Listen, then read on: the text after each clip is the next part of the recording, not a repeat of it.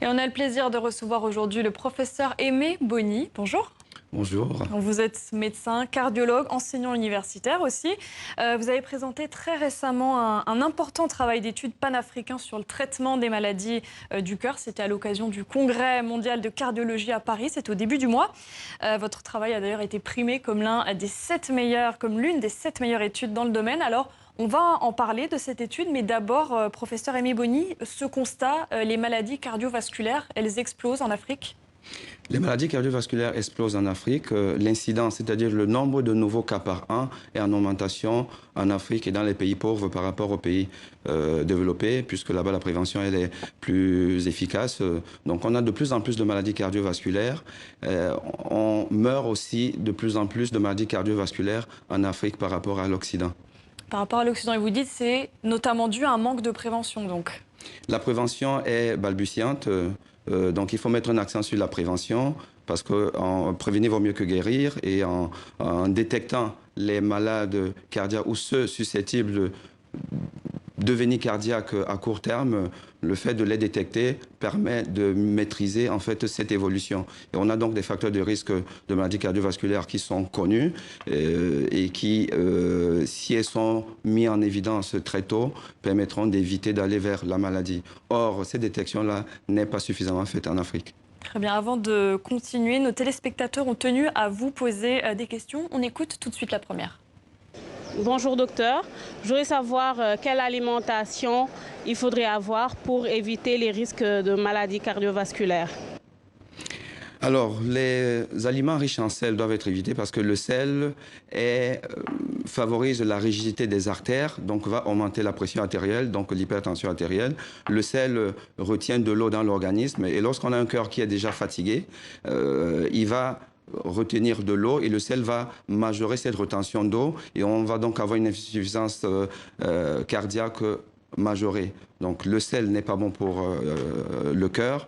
Les aliments riches en sucre pour éviter le diabète, et aussi les aliments riches en graisse pour éviter le mauvais cholestérol. Mais par contre, il faut privilégier les poissons et les légumes. Donc une alimentation équilibrée finalement. On va écouter une autre question, elle concerne les femmes. Est-ce que moi, en tant que femme, je suis plus exposée aux maladies cardiovasculaires? Ce qu'on sait, c'est qu'avant la ménopause, les femmes ont une certaine protection, mais après la ménopause, elles n'ont plus les hormones protectrices du cœur. Et donc, après la ménopause, les femmes ont une explosion des maladies cardiovasculaires. Et parce que la prise en charge des femmes est quand même en retrait, et ça on le rencontre partout, on s'est rendu compte que la femme consulte moins, elle se plaint moins, et donc elle fait beaucoup plus de complications de maladies cardiovasculaires. Aujourd'hui, au niveau des sociétés savantes, il y a vraiment des commissions dédiées à la maladie cardiovasculaire chez la femme. C'est dire si la femme doit être prise en charge de manière très ciblée. Alors, on le sait aussi, professeur Aimé Boni, que l'âge est un des nombreux facteurs qui peut expliquer les maladies cardiovasculaires, mais pas que, et c'est l'objet de la prochaine question. J'ai remarqué qu'il y avait beaucoup de jeunes actuellement qui meurent d'AVC. Et ma question, c'était pourquoi? Alors, l'AVC, effectivement, c'est l'apanage des vieux, parce que les causes principales d'AVC sont l'arythmie cardiaque, ce qu'on appelle la fibrillation auriculaire, qui est en fait le vieillissement du tissu cardiaque et qui va donc entraîner ces arythmies-là, ou encore l'hypertension artérielle, qui est aussi la maladie des vieux. Mais malheureusement, on rencontre de plus en plus une augmentation de l'incidence des AVC chez les sujets jeunes. Les causes sont multiples, mais il faut retenir que le VIH est l'une des causes d'AVC du sujet jeune. Il faut aussi explorer les maladies du sang, de la coagulation, parce qu'il doit y avoir un équilibre entre les facteurs qui vont entraîner la coagulation du sang et les facteurs qui vont entraîner la fluidité du sang. Cet équilibre doit être fait. Et quand ce n'est pas fait, à cause d'un déficit en certains facteurs, on peut coaguler plus, former des caillots qui vont aller donc dans la grande circulation et aussi au niveau de la petite circulation vers le cerveau, et entraîner donc un AVC. L'Afrique, d'après votre étude, professeur, est le continent le plus en retard de la planète en termes d'offres de soins. Et vous dites que c'est à cause d'un manque de volonté politique. Est-ce que la santé, c'est le grand oublié des politiques africaines? Alors, notre étude a effectivement montré qu'il y a une vraie disparité de prise en charge en Afrique. En Afrique du Nord, on soigne mieux. En Afrique du Sud, Et en Île-Maurice, on soigne autant qu'en Afrique du Nord. Mais en Afrique subsaharienne, francophone davantage, mais anglophone aussi, on soigne moins bien.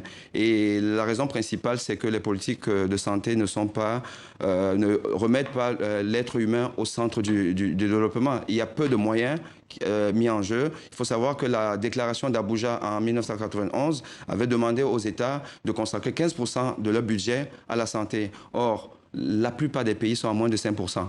Mon pays, le Cameroun, est à peu près à 4%.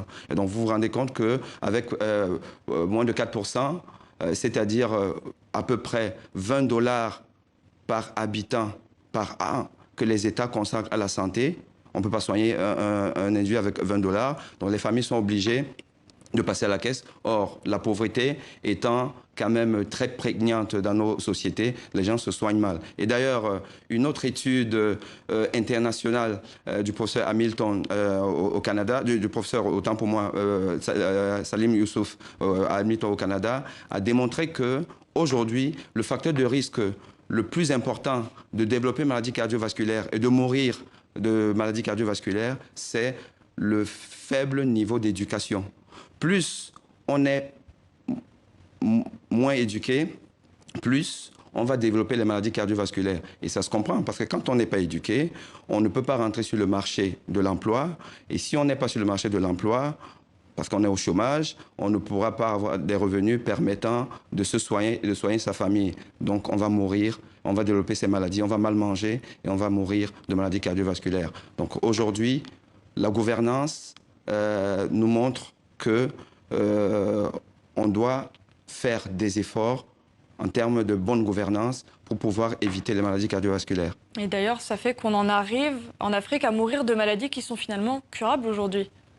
Beaucoup de maladies cardiovasculaires sont curables aujourd'hui. La médecine a fait beaucoup de progrès. Je vous donne un exemple précis. Lorsqu'on a un cœur qui est très lent, on meurt si on n'est pas implanté d'un pacemaker. Le pacemaker peut coûter à peu près 800 000 francs CFA. Et encore qu'on peut faire moins. Mais si on n'a pas ça, on meurt. 20% des pays africains n'ont pas le plateau technique et n'ont pas l'expertise pour implanter un pacemaker aux patients. Donc, si vous avez cette maladie-là dans plusieurs pays africains, vous mourrez, ce qui est quand même un scandale. Et donc, vous me disiez aujourd'hui, beaucoup de gens vont donc se soigner à l'étranger. Merci, professeur Aimé Boni. On manque de temps. Je rappelle que vous êtes médecin, cardiologue et enseignant universitaire.